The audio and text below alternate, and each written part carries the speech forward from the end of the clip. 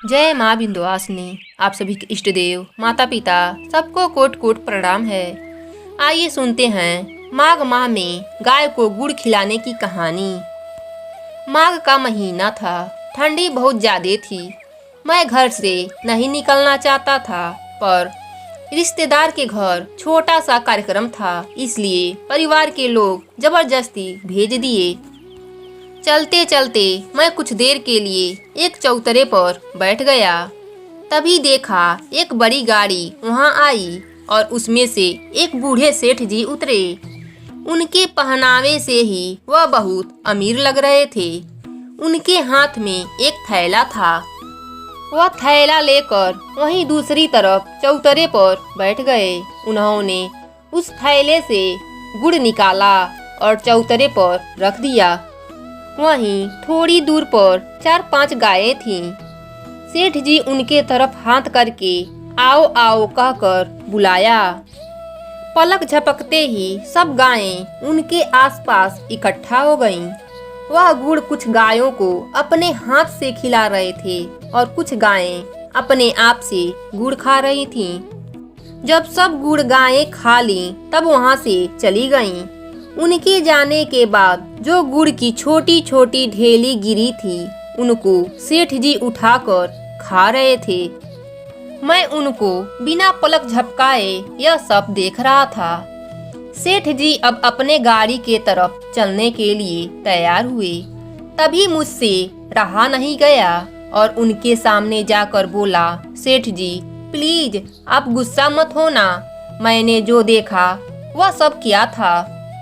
सेठ जी मुस्कुराते हुए मेरे कंधे पर हाथ रखा और फिर से चौतरे पर जाकर बैठ गए।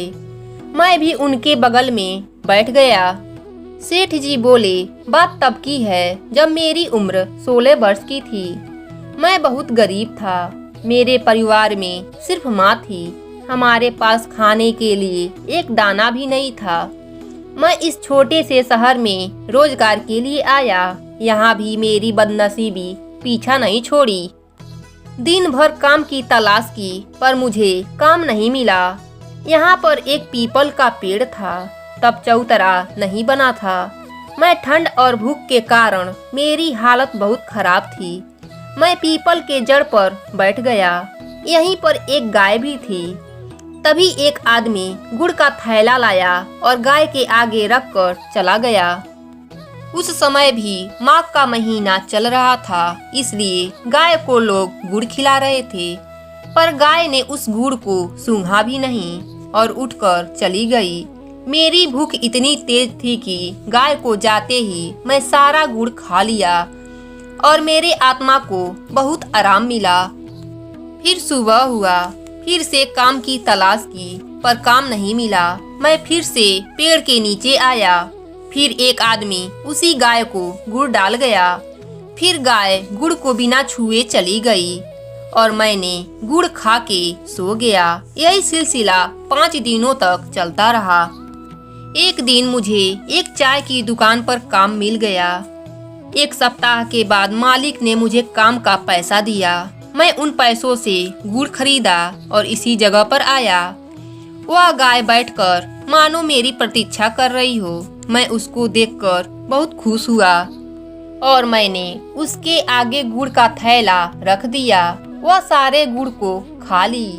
यह सब देखकर मैं बहुत रोया, क्योंकि तब पता चला कि वह गाय जानबूझकर उस दिन गुड़ नहीं खा रही थी ताकि मैं अपना पेट भर सकूं। मैं उसी दिन गाय का जूठन गुड़ खाया और मेरे आत्मा को इतनी तृप्ति मिली, मैं उसका शब्दों में बयान नहीं कर सकता। फिर मैं दुकान पर चला गया। तभी उस दुकान पर एक सेठ जी आए और मुझे अपने साथ ले गए अपने कंपनी में काम करने के लिए। ईमानदारी से काम करते करते मेरा प्रमोशन होता गया। आज मैं इतने पैसे वाला हूँ कि लाखों रुपए मैं दान में देता हूँ। पर मुझे जो सुख इन गायों के जूठन में मिलता है, वह सुख मुझे और कहीं नहीं मिलता। तभी से मैं पूरे माघ माह में गायों को गुड़ खिलाता हूँ और उनका जूठन खाता हूँ। अब सेठ जी उठकर गाड़ी में बैठकर चले गए। मैं उनको देखते ही रह गया। मैं फिर से चौतरे पर गया। वहाँ पर कुछ गुड़ के टुकड़े गिरे थे। मैं उनको उठाकर खाने लगा। सच में इतना अच्छा स्वाद मैंने कभी पहले नहीं महसूस किया था। मैं जब शाम को घर आया तो किताबें उठाकर गायों के बारे में खोजने लगा। तब हमको पता चला कि गाय को माघ माह में गुड़ खिलाना मनुष्य के समृद्धि से जोड़ा गया है। गाय का जूठा, यहाँ तक कि गाय का गौमूत्र भी अमृत के समान है। आपको यह वीडियो पसंद आया हो तो शेयर कीजिए और मेरे चैनल पर नए हैं तो मेरे चैनल को सब्सक्राइब कीजिए ताकि मेरा कहानी सबसे पहले आपके पास पहुँचे।